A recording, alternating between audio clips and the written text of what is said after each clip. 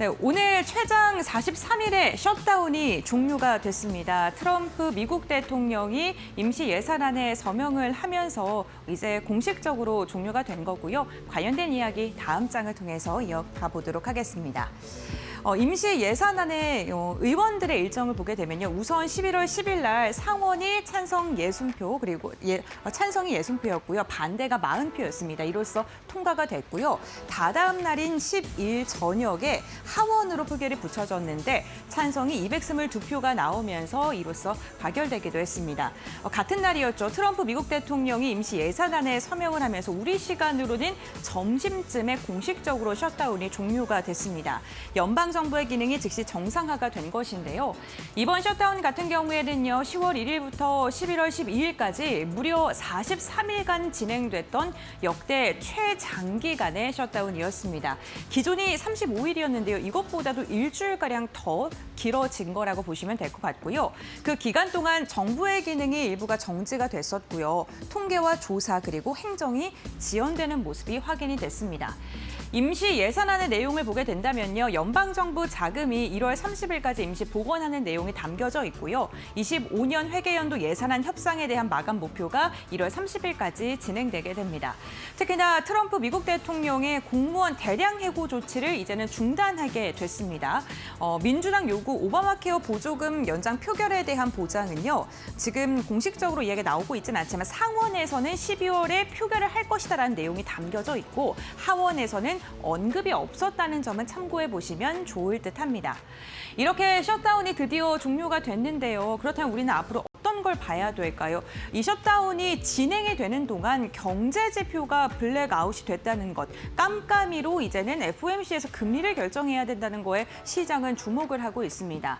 43일간 노동통계국의 조사와 통계 생산이 중단이 됐고요. 이것 때문에 10월의 데이터가 원천적으로 수집을 할 수 없는 그러한 상황에 놓이게 됐습니다. 결국에는 CPI라던가 고용보고서, 금리를 결정할 때 가장 중요한 경제 데이터가 누락될 가능성이 커지게 된 것입니다. 실제로 노동통계국의 전 국장은요. 11월 중순에 코스트코에 가가지고 10월 가격을 조사할 수는 없다라는 이야기를 하면서 10월 CPI 발표가 불가능할 것이다라는 코멘트를 남기기도 했고요. 백악관 같은 경우에도 CPI 발표를 못할 가능성이 크다. 연준이 눈을 가린 채 금리를 결정할 것이다라는 이야기를 하기도 했습니다. 올해 마지막 FOMC가 12월 9일과 10일 날 진행하게 되는데 이때 연준 의원들이 인플레이션이라던가 고용 데이터가 없이 금리를 결정을 해야 되기 때문에 이로 인해서 금리 인하에 대한 논의에 난항이 예상된다라는 분석이 많이 나오고 있습니다. 특히나 외국의 금융 매체들의 이런 발언들을 보면 오히려 데이터가 급격히 많이 나올 걸 좀 우려해야 된다라는 코멘트를 남기기도 했는데요. 밀린 지표가 동시에 나오게 됐을 때 시장의 변동성이 훨씬 더 극심해질 수 있다. 이 부분을 우려해야 한다라고 이야기가 나오고 있습니다. 그러니까 발표를 하게 된다면 표본이 굉장히 작기 때문에 신뢰성이 낮아진다는 게 문제고요. 만약에 발표를 하지 않는다고 하면 FOMC가 진행될 때 데이터가 없이 깜깜이로 금리 결정을 해야 된다는 게 문제입니다. 마지막으로 세 번째로 지표들이 동시에 많이 발표하게 된다면 시장은 지표 하나하나에 민감하게 반응을 하면서 시장의 변동성이 극심해질 수 있다는 점도 유념을 하셔야 될 것 같습니다. 어떠한 발표가 진행이 되든 진행이 되지 않든 무조건 시장에는 변동성이 나타날 수 있다는 거겠죠. 과연 경제 지표가 어떻게 나올지는 좀 지켜보셔야 될 것 같고요. 미국의 셧다운과 함께 우리나라 역시나 환율이 고공행진을 하고 있습니다. 장중에 오늘 1,475원을 터치하면서 7개월 만에 최고치를 기록하기도 했습니다. 외환 당국의 구두 개입성 발언을 통해서 현재는 1,470원대 하단으로 조금 내려오는 듯한 모습이 나타나고 있습니다만 최근 원달러 환율의 강세는 지속적으로 나오고 있는 상황이겠죠. 보시는 것처럼 지금 주요 10개국의 달러 지수와 원달러 환율의 표를 비교하게 된다면 달러가 그렇게 상대적으로 강하지 않을 때도 우리나라에서는 강하게 작용했다는 것이 특징적입니다. 그렇다면 원달러 환율이 왜 이렇게 강하게 나타나는 걸까요? 구조적 지속적인 요인과 단기 수급적인 요인으로 나눠서 살펴봐야 될 것 같은데요. 우선 첫 번째로는 역시나 미국의 관세입니다. 관세를 통해서 물가 상승이 나타나게 되면 강달러 구조가 나타날 수밖에 없는 상황이고요. 두 번째가 엔화 약세겠죠. 일본에서 재정 확대에 대한 기조를 지속하고 있고 금리 인상에 대한 기대감이 후퇴하면서 엔저 현상이 나타나고 있고요. 이로 인해서 엔화와 연동되는 원화까지도 약세를 보이고 있다는 겁니다. 세 번째로는 셧다운 기간 동안 달러 강세와 함께 금리 인하 기대감이 후퇴하면서 이로 인해 달러 강세 힘이 더 커졌다는 건데요. 다만 아이러니하게도 셧다운이 해제가 됐다는 소식이 전해지니까요. 또 그럼 미국 경기가 이제 정상화가 되고 좋아지는 거 아니야? 라면서 달러 강세 요인으로 작용될 수 있다는 점을 참고를 해보셔야 될 것 같습니다. 국내의 단기적인 수급 요인을 보게 된다면 우선 해외 주식 투자가 증가했습니다. 거주자 해외 주식 투자 유출입에 따른 환율을 보게 되면 이 거주자 해외 주식 투자가요, 이른바 서학 개미분들을 뜻합니다. 연동돼서 움직이는 걸 보게 됐죠. 해외 주식을 많이 할수록 환율 역시나 상승하고 있다는 게 그래프를 통해서 확인을 해볼 수 있습니다. 그런데 최근에 해외 주식에 투자하는 한국인들이 많아지고 있다는 게 또 수급적인 측면에서는 부담스럽게 작용하고 있고요.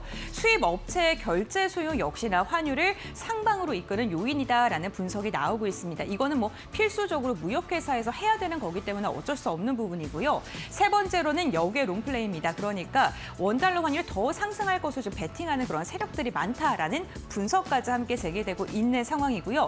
이렇게 6가지의 요인을 통해서 환율이 지속적으로 상승하고 있다는 점 참고해 보시면 좋을 것 같습니다. 그런데 이 환율이 상승하니까요. 많은 분들께서 우려를 좀 많이 하시고 기사들도 그런 게 많아서 너무 걱정하시지 않으셔도 된다라는 신호를 하나를 좀 말씀을 드리고 싶습니다. 국가 신용 위험 지표를 CDS라고 하는데요. 지금 현재 우리나라가 매우 안정적인 수준에 있는 상황입니다. 한국의 CDS 프리미엄은 지금 2.5bp 수준이고요. 2005년부터 계속적으로 평균값을 체크했을 때도 2.48이었습니다. 그러니까 평균값에 굉장히 유사한 수준이고요. 글로벌 금융위기 때가 5bp가 넘었었고요. 계엄 직후에도 3bp였습니다. 그것보단 지금은 아랫단에 작용하고 있다는 점은 좀 체크해 보시면 좋을 것 같고요. 그리고 기업 신용 스프레드라던가 그리고 은행채 그리고 회사채 전반적으로 모두 다 신용 위험 지표가 양호하다는 점도 기억을 해주시면 좋을 것 같습니다. 또 외환 보유액이 5개월 연속 증가하면서 현재 홍콩을 제치고 우리나라 외환 보유국이 세계 9위까지 상승했다는 것 또한 이러한 부분에서 좀 안심할 수 있는 지표 중에 하나이기도 하겠죠. 환율이 상승한다는 게 국내 경제 위기와 연동되지는 않는다라고 바라봐 주시면 좋을 것 같고요. 결국에는 대외 요인으로 인해서 환율이 지금 상승을 하고 있는 거고요. 환율 자체가 이미 장기 추세적으로 계단식 상승이 진행되고 있다는 것 또한 참고해 보시면 좋을 것 같습니다.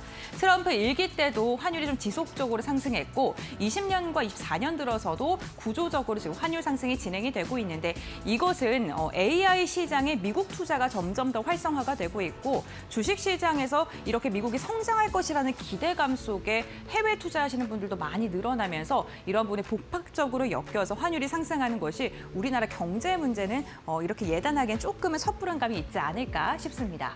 네, 이렇게 마켓 A컷 브리핑 마무리하도록 하고